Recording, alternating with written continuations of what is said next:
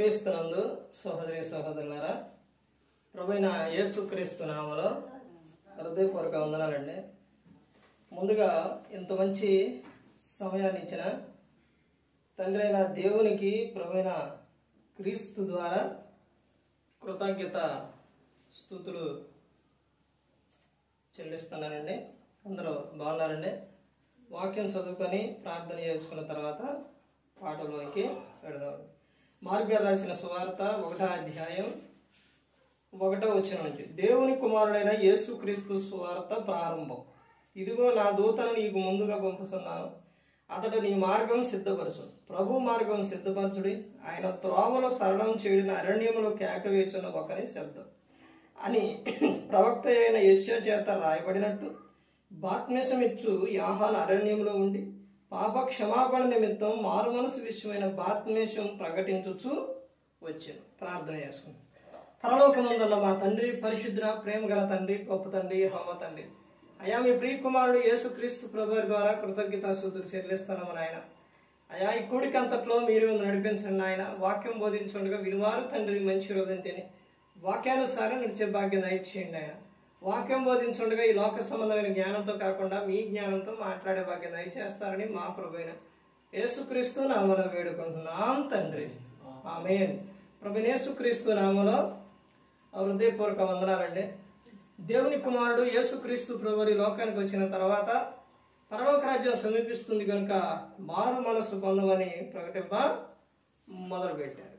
అంశం, రక్షకుడిని జనములలో ప్రకటించుడి.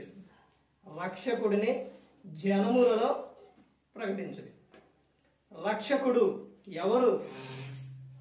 రక్షకుడు ఎవరు అని అంటే రక్షించే ఆయన. రక్షించేది ఎవరు అని అంటే యేసుక్రీస్తు ప్రభువారు. యేసు అనగా అర్థం ఏంటి? రక్షకుడు అని అర్థం. క్రీస్తు అనగా అర్థం ఏంటంటే అభిషక్తుడు అని అర్థం. రక్షకుడు గురించి జనములలో ప్రకటించాలి. ఇదిగో ఈయన ద్వారా మీకేముంది? రక్షణ ఉంది అని ఇక్కడ ఎవరు చెబుతున్నారు చూడండి. మార్క్ గారు రాసిన సువార్తలో యేసు దేవుని కుమారుడైన యేసుక్రీస్తు సువార్త ప్రారంభం. యేసుక్రీస్తు సువార్త ప్రారంభం అయింది, ఎప్పుడో అయ్యింది సువార్త. అప్పుడు ఆ సమయంలో అక్కడ ప్రకటిస్తున్న వ్యక్తి ఎవరు అని అంటే యోహాను గారు. అంటే యేసుక్రీస్తు ప్రభువారి కన్నా ముందు వచ్చింది ఎవరు అని అంటే యోహాను గారు. యోహాను గారిని దేవుడు ముందు క్రీస్తు కన్నా ముందు ఎందుకు పంపించారు అని అంటే మత్తయి సువార్త 3వ అధ్యాయంలో కానీ, మార్కు సువార్తలో కానీ, లూకా సువార్తలో కానీ, తర్వాత ఇంకా కొన్ని విషయాల్లో మనం చూస్తే ఇక్కడ యోహాను గారు మత్తయి మార్కులోని యోహాను గారు వచ్చి యేసుక్రీస్తు ప్రభువారి గురించి ప్రకటించారు. అంటే రక్షకుని గురించి ఆయన ఏం చేశారు? ప్రకటించారు. ఇదిగో నా వెనుక వస్తున్న ఆయన శక్తిమంతుడు, ఆయన చెప్పుల వారిని విప్పుటకైనను నేను పాత్రుడను కాను అని యోహాను గారు చెప్తారు. ఆయన హెచ్చవలసి ఉన్నది, నేను తగ్గవలసి ఉన్నదని యోహాను గారు చెబుతారు. క్రీస్తువుని గురించి, క్రీస్తు మార్గం గురించి ప్రతి ఒక్కరికి కూడా తెలియపరచాలి. ఆయన వస్తుండో ఆయన గురించి చెప్పాలి అని యోహాను గారు ఆయన పంపించింది ఎవరనంటే తండ్రి అయిన దేవుడు. ఇప్పుడు యోహాను గారికి యేసుక్రీస్తు ప్రభువారికి ఉన్న మధ్య విధానం ఏంటంటే లూకా గారు రాసిన సువార్త 1వ అధ్యాయంలో ఎలిసబెత్ గారు, జక్కరయ్య ఎలిసబెత్ గారు, వాళ్ళిద్దరు ఎవరనంటే భార్య భర్త. అయితే వీళ్ళిద్దరూ ఏ వయసులో ఉన్నారంటే వృద్ధాప్యానికి వచ్చారు. వృద్ధాప్యానికి వచ్చిన తర్వాత దేవుడు అప్పుడు ఎలిసబెత్ గర్భాన్ని తెరిచారు. బైబిల్ గ్రంథంలో వృద్ధాప్యంలో పిల్లల్ని కన్నది ఇద్దరు వ్యక్తులు. ఎవరు ఇద్దరు? ఒకటి శారా, 2 ఎలిసబెత్ గారు. ఇప్పుడు ఈ లోకంలో చూస్తే ఇప్పుడున్న జరుగుతున్న విజయంలో ఇప్పుడు కూడా అదే వయస్సులోని 70-80 సంవత్సరాల్లో కూడా వృద్ధాప్యంలో కూడా పిల్లలనే కనేవారుగా ఉన్నారు. దేవుడు చెప్పిన వాగ్దానం చెప్పింది ఏది ఒక్క మాట కూడా పోదు. భూమి ఆకాశాలు గతించిపోయినా కానీ నా మాటలు గతింపవు అని చెప్పారు. మొన్న మధ్య ఒక ఆమె వృద్ధాప్యంలో బేబీ బాబు జన్మనిస్తే మీడియా అంతా ఆమె అమ్మట ఉరుకుతూ ఉన్నట్టు ఆమె దగ్గరకు. అంటే దేవుడు చెప్పింది ఏ మాట కూడా వ్యర్థమైపోదు. యోహాను గారు వచ్చి ఇదిగో ఆ తర్వాత ఎలిజబెత్ గారి కుమారుడు ఎవరనంటే యోహాను గారు పుట్టారు. తర్వాత యేసుక్రీస్తు ప్రభువారు తర్వాత మరియమ్మ గారికి పుట్టారు. ఆ తర్వాత యోహాను గారు ఆయన పెద్దయ్యి క్రీస్తు మార్గం గురించి ఆయన గురించి ఏమని చెబుతున్నారు చూడండి. ఇక్కడ చూస్తే ఇదిగో నా దూతను నీకు ముందుగా పంపుతున్నాను, అతడు నీ మార్గం సిద్ధపరచును, ప్రభు మార్గం సిద్ధపరచుడి, ఆయన త్రోవలో సరాడము చేయడని అరణ్యంలో కేక వేయుచున్న ఒకని శబ్దం. అరణ్యంలో కేకలు వేస్తూ చెబుతుండు, ఇదిగో రక్షకుడు వస్తుండు, అందరినీ రక్షించడానికి వస్తుండు అని యేసుక్రీస్తు ప్రభువారి గురించి చెబుతున్నారు. యేసుక్రీస్తు ప్రభువారి గురించి ప్రకటించాలి. ఈ రోజున చాలా మంది క్రిస్మస్ అంటారు, జనవరి అంటారు, క్రీస్తు పుట్టుక అంటున్నారు. కానీ క్రీస్తుని గురించి ఒక్క మాట కూడా చెప్పరు. అసలు క్రీస్తుని గురించి ఆయన ఎందుకు వచ్చారు ఈ లోకానికి, అసలు వచ్చి ఆయన ఏం చేశారు, మరి వచ్చిన ఆయన గురించి మనం ఏం చెప్పాలి, మనం చెబుతున్నామా లేదా అనే కొంచెం కూడా ఈ రోజున ప్రజలకు లేదు. ఏదో మాట్లాడుకుంటారులే కానీ ఏయో మాట్లాడుకుంటారు, ఎన్నెన్నో మాట్లాడుకుంటారు. కానీ ఇదిగో మనందరి కోసం యేసుక్రీస్తు ప్రభువారు మరి లోకానికి వచ్చారు, జన్మించారు. ఆయన జన్మ ఇది ఏ విధంగా ఉంది, ఆయన అన్ని బాధలు పడ్డారు, ఆయన తల్లి ఏ విధంగా బాధపడ్డది, ఆయన పెరిగిన విధానం అవన్నీ కూడా ప్రతి ఒక్కటి కూడా ఈ రోజున చెప్పుకునే వారిగా లేరు. ఎక్కడ లేరు అని అంటే క్రైస్తవంలోనే లేరు ఈ రోజున. అని యోహాను గారు చెబుతున్నారు, రక్షకుడు గురించి ప్రకటించాలి, రక్షణ గురించి, రక్షకుడు గురించి, యేసుక్రీస్తు ప్రభువారి గురించి. యేసుక్రీస్తు ప్రభువారు పుట్టినప్పుడు లూకా గారు రాసిన సువార్త 2వ అధ్యాయం 10-11 వచనాలు, ఇంకా 9 మొత్తం కూడా అవే ఉంటాయి. అక్కడ ఆయన పుట్టిన తర్వాత దూత వెళ్ళి సువార్తమానం, యేసుక్రీస్తు ప్రభువారి లోకానికి రాగానే సువార్తమానం, శుభవార్త, మంచి వార్త. ఎందుకంటే రక్షకుడు అందరినీ రక్షించడానికి ఈ లోకానికి వచ్చాడు. దూత వెళ్ళి చెబుతున్న విషయం, ఇదిగో దావీదు పట్టణమందు నేడు రక్షకుడు మీ కొరకు పుట్టి ఉన్నాడు. రక్షకుడు మీ కొరకు పుట్టి ఉన్నాడని ఆ దూత అక్కడ ఉన్న గొర్రెల కాపరులకు, గొర్రెల కాపరులు, జ్ఞానులకు వాళ్ళకి చెబుతున్నప్పుడు వాళ్ళు తర్వాత బంగారము, సాంబ్రాణి, బోళము అది తీసుకొచ్చి ఆయనకు ఏం చేశారు, ఆయన ఎదుట సాగిలపడి అవన్నీ కూడా ఆయనకు పూశారు, ఆయనను పూజించారు. యేసుక్రీస్తు ప్రభువారు పూజార్హుడు, పూజ్యకు అర్హుడు ఎవరనంటే యేసుక్రీస్తు ప్రభువారు. ఇలాంటి ఆయన గురించి మనం ఏం చేయాలి, ప్రకటించాలి, ఆయన గురించి చెప్పాలి, యేసుక్రీస్తు ప్రభువారి గురించి. ఇదిగో నేడు అంటే మనందరి కోసం రక్షకుడు ఈ లోకానికి వచ్చి ఉన్నాడు. ఎందుకు వచ్చాడు ఆయన? అందరినీ రక్షించడానికి వచ్చాడు ఈ లోకానికి, అందరినీ రక్షించడానికి వచ్చారు, అందరినీ కాపాడడానికి యేసుక్రీస్తు ప్రభువారు ఈ లోకానికి వచ్చి ఉన్నారు. ఇక్కడ ఆయన చెబుతున్న విషయం అదే అని ప్రవక్త అయిన యెషయా చేత రాయబడినట్టు. ఎప్పుడు రాయబడింది? యెషయా గ్రంథం కొన్ని వేల సంవత్సరాల క్రితం రాయబడింది. కొన్ని వేల సంవత్సరాల క్రితమే రాయబడిన ప్రవచనాన్ని అక్కడ రాసిన ప్రవచనం నెరవేర్పు ఎక్కడైందనంటే కొత్త నిబంధనలో నెరవేర్పైంది. కొత్త నిబంధనలో నెరవేర్పైంది. అప్పుడు చెప్పిన విషయం, ఇదిగో రక్షకుడు వస్తాడు, కన్యక గర్భవతి కుమారుని కనును, యెషయా గ్రంథంలోనే ఉంటుంది అని చెప్పిన విషయం ఇక్కడ నెరవేరుస్తుంది. ఈయన ఎవరి గురించి చెబుతాడు చూడండి. బాప్తిస్మమిచ్చు యోహాను అరణ్యములో ఉండి పాప క్షమాపణ నిమిత్తం మారు మనసు విషయమైన బాప్తిస్మం ప్రకటించుచూ వచ్చెను. యోహాను గారు చెప్పిన విషయాలు అసలు అద్భుతమైన విషయాలు ఆయన చెప్పి ఉన్నారు. ఆయన ఉన్నంత కాలం కూడా ఆ అద్భుతమైన విషయాలు యోహాను గారు చెప్పి ఉన్నారు. ఏం చెప్పారో తెలుసండి? ఆయన చెప్పిన విషయాలు ఏంటో తెలుసండి? ఒకటి, యేసుక్రీస్తు ప్రభువారి గురించి చెప్పారు. తర్వాత బాప్తిస్మం గురించి చెప్పారు, మారు మనసు గురించి చెప్పారు, పాప క్షమాపణ గురించి ఆయన చెప్పారు, పాపాన్ని గురించి చెప్పారు. ఆయన ఎలా చనిపోయాడో తెలుసండి యోహాను గారు? ఎందుకు చెప్తున్నానంటే రక్షకుడు గురించి ఆయన ప్రకటించాడు. యోహాను గారు ఎలా చనిపోయారనంటే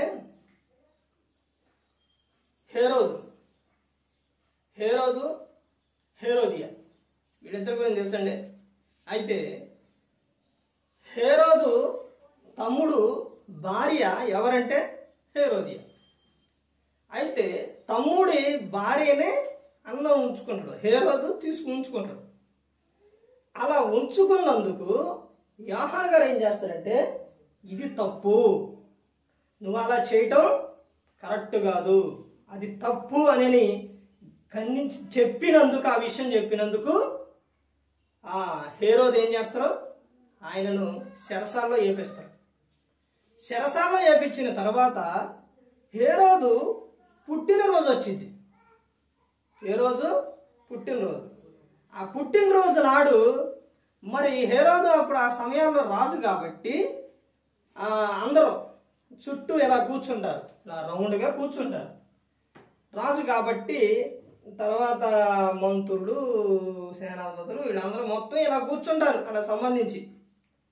తర్వాత హేరోదియ కుమార్తె ఏం చేసిద్దంటే నాట్యం ఆడింది. నాట్యం ఆడిన తర్వాత హేరోదు ఆ నాట్యానికి ఆయనను సంతోషపరిచిందిగా. ఆ కుమార్తె సంతోషపరిచింది కాబట్టి నీకు ఏం కావాలో అడగమాట, నా ఆస్తిలో సగం నీకు రాసిమంటవా, నీకు ఏం కావాలి అడగమాట. అప్పుడు ఆ కుమార్తె ఏం చేసిద్దంటే పరుగున ఎక్కడికి తల్లి వద్దకు వెళ్ళి, అమ్మా ఇదిగో ఆయన ఇలా అడుగుతున్నాడు, మరి ఏం కావాలి అని అడుగుతున్నాడు అన్నప్పుడు తల్లి ఏం చెప్పాలి కుమార్తెకు? అమ్మా నువ్వు ఆడపిల్లవు కాబట్టి కొద్దిగా సరే బంగారం లేదా దుస్తులు ఈయన కావాల్సినవి అడగమ్మా అని అన్నప్పుడు అని చెప్పాలి, అడగమని చెప్పాలి. కానీ తల్లి అవి చెప్పలేదు. ఏం చెప్పిందో తెలుసండి? ఏం చెప్పింది అంటారు?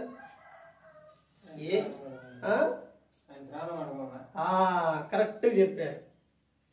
ఆ తల్లి ఏం చెప్పిందంటే యోహాను శిరస్సు కావాలని అడిగింది. యోహాను శిరస్సు. యోహాను గారు ఎవరు? ప్రవక్త. ఎంతో మందికి బాప్తిస్మాలు ఇచ్చి దేవుని పని చేసిన ఆయన. సేవకుడు అంటే ఎవరికైనా కానీ భయం వచ్చిద్ది, భయం పుట్టిద్ది. నేను అనేకమైన చోట్లకు వెళ్ళినప్పుడు లేదా కొన్ని పనులకు ఇదివరకు వెళ్ళినప్పుడు వాళ్ళ ఇష్టానుసారంగా మాట్లాడేవాడు. పనికి నేను ఎవరో తెలియక ముందు మాట్లాడేవాడు.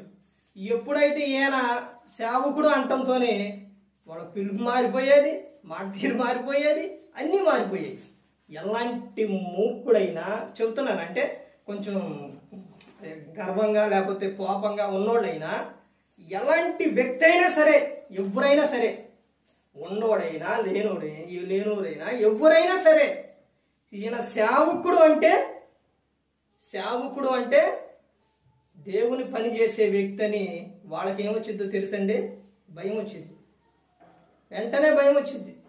ఇక్కడ జరిగిన విషయం కూడా అదే. ఏం జరిగిందో తెలుసండి? ఈ కుమార్తె వెళ్ళి నాకు యోహాను శిరస్సు కావాలని అడిగింది. వెంటనే రాజు షాక్ అయిపోతాడు. వామ్మో, ఇంకేమన్నా ఉందే అసలు? యోహాను తల ఇవ్వటం అంటే, తీయటం అంటే మామూలు విషయమా? ఆయన ఎవరు? దేవుని పని చేసే ఆయన ప్రవక్త ఆయన అని భయం వేసిద్ది. ఆలోచనలో పడతారు హేరోదు. ఎంతో భయంకరమైన వ్యక్తి హేరోదు. అలాంటి ఆయనే యోహాను శిరస్సు కావాలనేసరికి, తన ప్రాణం కావాలనేసరికి భయం వచ్చేసిద్ది. షాక్ అయిపోయి భయంలో అప్పుడు ఆలోచించి ముందు ఏం మాట ఇచ్చిండు? నీకు ఏం కావాలో అడుగు అంటాడు. నీకేం కావాలో అడగమండగా మాట ఇచ్చిండు. మరి రాజు కదా, అందరూ ఉన్నారు. ఇప్పుడు మాట తప్పిండు అనుకోండి, ఏమంటారు? రాజు మాట ఇచ్చి తప్పాడు అనే మాట వచ్చిద్దని చాలా బాధపడుతూనే ఆయన సరే అంటాడు. అప్పుడు బంట్రోతు వెళ్ళి యాహాను గారి శిరస్సు కొట్టి, తలకాయ కొట్టి పళ్ళెంలో పెట్టి తీసుకొచ్చి ఆమెకి ఇస్తాడు.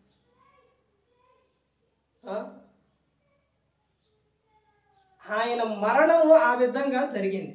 యాహాను గారు మరణం. చేసిన తప్పు ఎప్పటికీ కూడా క్రీస్తులోకి వచ్చి నువ్వు తప్పు చేసావు అనుకోండి, ఎవరైనా సరే భూమి మీద తప్పు చేస్తే, పొరపాటున చేస్తే, అది నువ్వు చేస్తే క్రీస్తు ఎదుటకు వచ్చి మోకాళ్ళలోని ప్రభువా నన్ను క్షమించు ప్రభు అని పశ్చాత్తాపడాలి. ఏమే ఆ తర్వాత ఆనందించింది. మనకి ఎలా ఉందో, ఆమె ఏ విధంగా ఉందో చరిత్రకారులు అక్కడి నుంచి ఆమె బైబిల్ అక్కడ వరకే రాపించారు. తర్వాత బయట చరిత్ర అంటే ఇప్పుడు ఎవరైనా ఒక వ్యక్తి ఇశ్రాయేలు దేశం అంటే ఆ రోజున జరిగిన విషయాలన్నీ కూడా ఈ గ్రంథంలో ఉన్నాయి. ఎక్కువగా ఈ గ్రంథంలో జరిగినప్పుడు బయట ఉన్న కొంతమంది శాస్త్రవేత్తలు వీళ్ళందరూ ఏం చేస్తారనంటే, ఆహా బైబిల్ గ్రంథం ఎంత అద్భుతమైనది, ఎంత విలువైనది, ఆహా ఇవన్నీ జరిగినాయి కదా, మనం ఏం చేద్దాం, ఒక్కొక్కరి గురించి పరిశోధన చేద్దాం. చదువుకున్న పిల్లలకు తెలుసు, పరిశోధన చేద్దామని వాళ్ళకి ఏదైనా వాళ్ళకి ఏంటంటే వాళ్ళకి ఒక విధానంగా చూస్తే వాళ్ళకి దాని మీద అవగాహన, ఇంప్రూవ్మెంట్ కోసం ఇవన్నీ చేస్తూ ఉంటారనమాట. వాళ్ళు పరిశోధన ఇవన్నీ చేస్తూ ఉంటారు. ఇంకో మేము ఫలాంది కనిపెట్టాం, ఫలాంది చేసాం, ఇదిగో ఫలాంది ఇది అని పెద్ద పెద్ద వాళ్ళ గురించి ఇలా చేసినప్పుడు వాళ్ళకి బాగా పేరు అనేది ఇదని వస్తుంది. అలాగే ఇశ్రాయేలు దేశంలోని ఈ గ్రంథంలో రాపించిన విషయాల గురించి పరిశోధనలు ఇవన్నీ చేశారు. పైగా ఒక విషయం ఏంటంటే, అక్కడ పుట్టింది ఎవరో ఇశ్రాయేలు దేశంలో యేసుక్రీస్తు ప్రభువారు. యేసుక్రీస్తు ప్రభువారే అక్కడ గన రాకపోతే, ఆయన పుట్టకపోతే అసలు ఎంత ఈ విధానం వచ్చేది కాదు. అక్కడ ఎంత ప్రాముఖ్యంగా జరిగే విషయాలు ఇవన్నీ మొత్తం కూడా ఎక్కువ వచ్చేవి కాదు అసలు. ఎందుకంటే అక్కడికి ఎవరు వెళ్ళినా ఏదైనా రక్షకుడు అక్కడ పుట్టింది కాబట్టి ఇప్పుడు అది మొత్తం కూడా ప్రాంతం అంతా కూడా అదంతా కూడా అక్కడికి వెళ్తే ఒక విధంగా చాలా గొప్పగా చెప్పుకుంటారనమాట. అయితే చరిత్రకారులు ఇవన్నీ తర్వాత మొత్తం పరిశోధన మొత్తం చేశారు. ప్రతి ఒక్కటి కూడా అప్పటి నుంచి చేస్తూనే ఉన్నారు ప్రతి ఒక్కరి గురించి. ఇప్పుడు హేరోదియా గురించి అక్కడ వరకు రాపించారు, అక్కడ వరకు ఉంది. తర్వాత వాళ్ళ పరిశోధనలో ఏం జరిగిందంటే, ఏం తెలిసిందనంటే, ఆమె ఆ ఇశ్రాయేలు దేశంలోనే సముద్రం ఉండేది. ఆ సముద్రం అది మంచుకి ఏమైపోయిందంటే, మంచు టైంలో గడ్డ కట్టిద్దంట.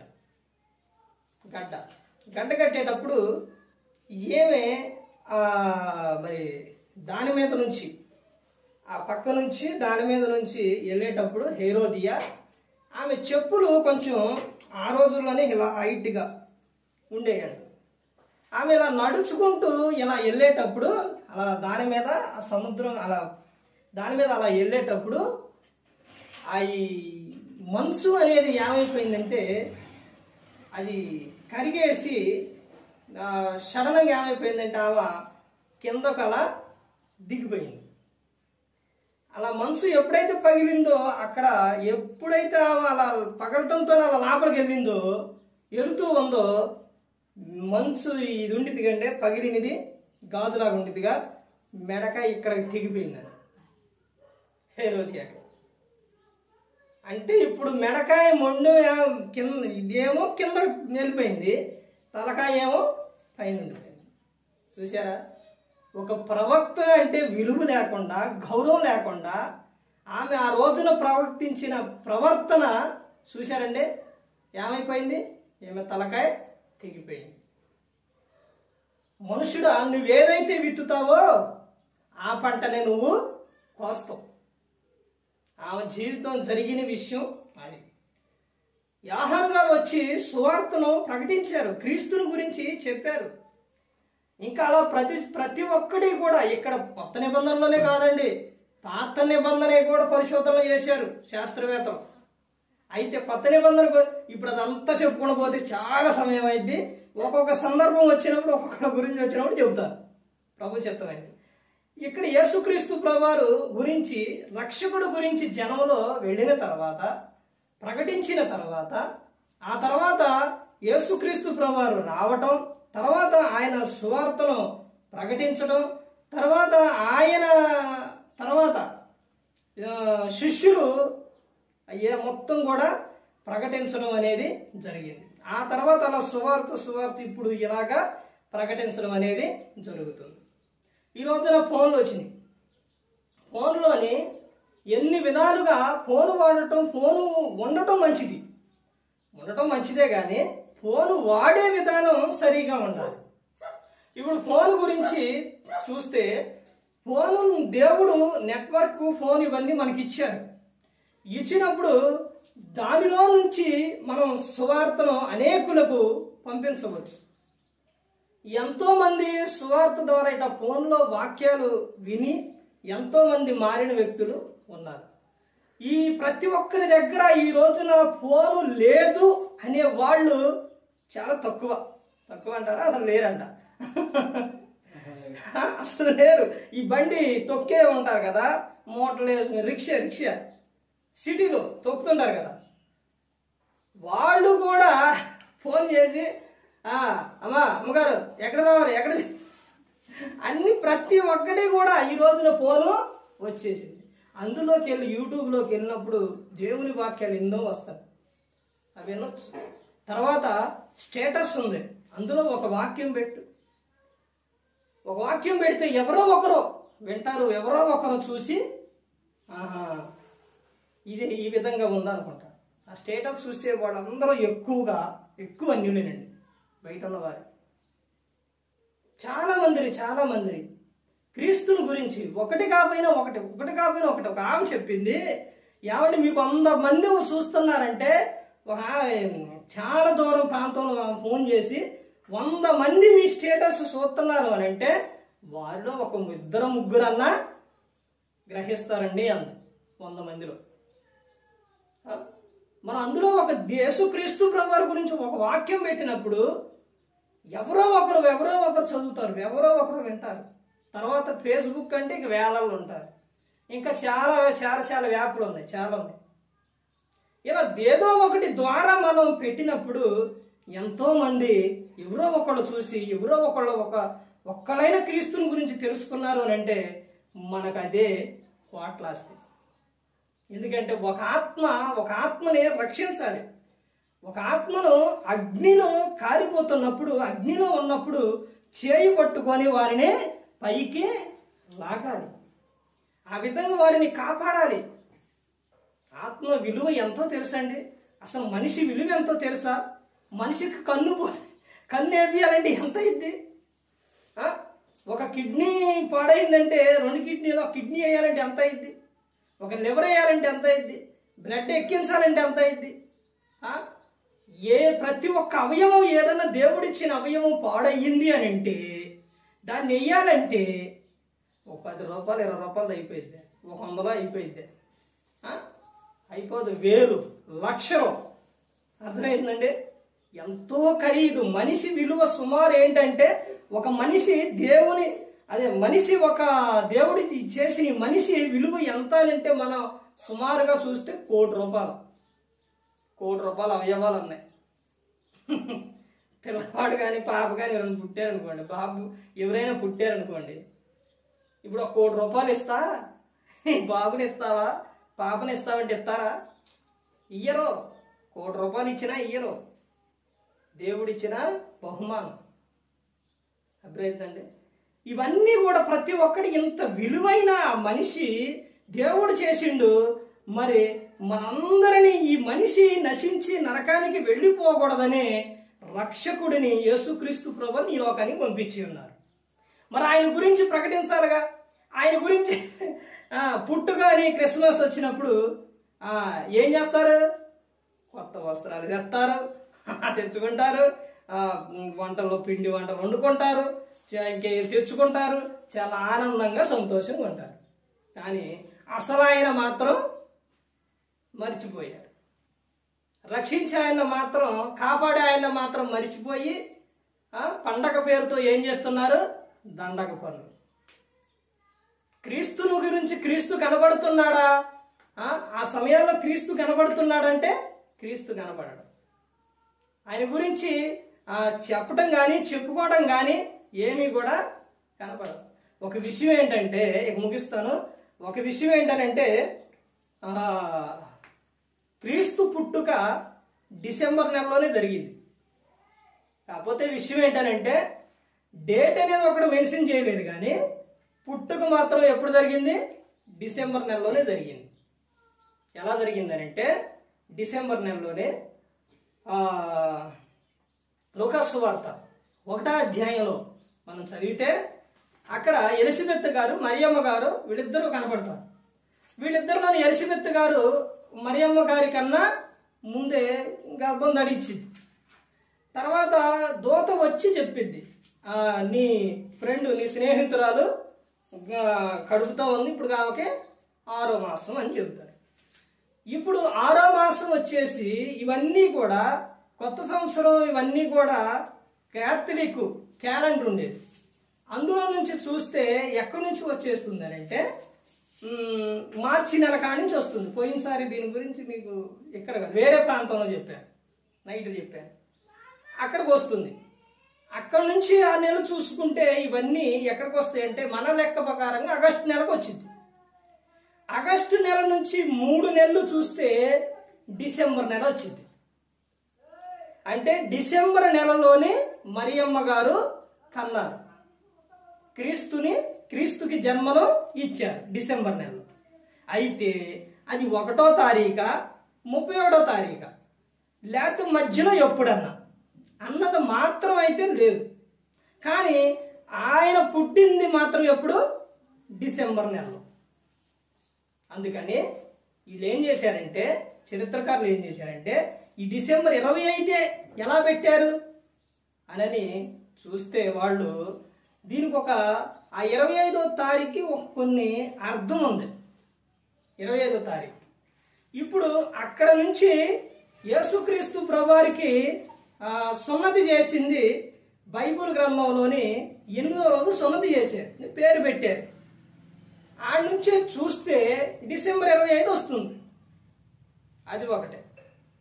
ఆ తర్వాత 25కు ఉన్న అర్థం ఏంటంటే, 25 2 ప్లస్ 5 కలిపితే ఎంత వచ్చింది? 7 వచ్చింది. 7 అంటే దేవునికి ఇష్టమైనది, దేవునికి ఇష్టమైనది. అందుకని అన్ని విధాలుగా ఆలోచించి ఆ క్యాలెండర్ ప్రకారంగా ఎప్పుడు పెట్టారని అంటే డిసెంబర్ 25 అని పెట్టారు. ఆయన పుట్టింది ఎప్పుడు? డిసెంబర్ నెలలోనే పుట్టారు. అందుకనే సేవకులైనా ఎవరు ప్రతి ఒక్కరు కూడా ఏం చేస్తూ ఉంటారంటే, డిసెంబర్ నెల వచ్చిన కాడి నుంచి 1వ తారీఖు కాడి నుంచి ఎప్పుడు పుట్టారో కానీ ఆ నెలలో పుట్టారు కాబట్టి అప్పుడు ఇక ఆ నెలలో మనం క్రీస్తు గురించి ప్రకటించాలి, లేకపోతే ప్రార్థన పెట్టుకోవాలి, ఆయన ఆరాధించాలి, స్తుతించాలని ఆ నెల మొత్తం ప్రార్థన పెడతారు. అర్థమైందండి? నెల మొత్తం ఒక ఇంటికాడ కానీ లేకపోతే ఇలా ప్రతి ఒక్క చాట కానీ ఆ నెల మొత్తం ప్రార్థన పెట్టుకోవటం అవన్నీ కూడా ఖాళీ లేకుండా పెడుతూ ఉంటారు. అర్థమైందండి? కానీ క్రీస్తు పుట్టుక ఈ లోకంలో ఆయన పుట్టి ఉన్నారు. ఆధారాలు చాలా ఉన్నాయి. పుట్టి ఉన్నారు. ఎప్పుడు పుట్టిండు, ఎందుకు పుట్టిండు, లేకపోతే చూపించు, అది ఇది, ఇవన్నీ ప్రతి ఒక్కటి కూడా అనవసరం, అవన్నీ వేస్ట్. అర్థమైందండి? కానీ క్రీస్తు ఈ లోకంలో వచ్చి ఉన్నారు. మనందరినీ రక్షించడానికి యేసుక్రీస్తు ప్రభువు ఈ లోకానికి వచ్చి ఉన్నారు. ఆయన పుట్టుక గురించి ఆధారాలు కావాలి అంటే బైబిల్ గ్రంథంలో చాలా ఉన్నాయి. కానీ ఒక డేట్ ఒక్కటే రాయలేదు. కానీ అది ఎక్కడ డేట్ కూడా అవన్నీ కూడా ఎక్కడ దొరుకుతాయి అంటే, మనం వెనక్కి వెళ్ళి చూస్తే క్యాథలిక్ క్యాలెండర్లో అప్పుడు ఆ విధానంగా అప్పుడు కనపడుతూ ఉంటాయి. అర్థమైందండి. కానీ ఆయన పుట్టింది డిసెంబర్ నెలలో. ఎందుకనంటే రక్షకుడు అందరిని రక్షించడానికి ఈ లోకానికి వచ్చి ఉన్నారు. అందుకే ప్రతి ఒక్కరు కూడా, ఏ ఒక్కరు కూడా నశించి నరకానికి వెళ్ళిపోకూడదని యేసుక్రీస్తు ప్రభువు ఈ లోకానికి వచ్చి మనందరి కోసం సిలువలో తన ప్రాణాన్ని పెట్టి ఉన్నారు. ప్రతి ఒక్కరు కూడా దేవుని యందు భయభక్తులు కలిగి పరిశుద్ధాత్మ మాట వింటూ హృదయ శుద్ధిని కాపాడుకుంటూ క్రీస్తుని పోలి నడుచుకున్నప్పుడు ఈ లోకం విడిచి పరలోకానికి చేరుకుంటారు. మరి ఈ విధంగా నిలబెట్టి మాట్లాడించిన తండ్రి అయిన దేవునికి కృతజ్ఞత స్తుతులు చెల్లిస్తూ ఇంతవరకు శ్రద్ధగా ఉన్న మీకు ప్రభు పేరున హృదయపూర్వకంగా చెల్లిస్తూ ఈ మాట ముగిస్తున్న అందరికీ వందనాలు.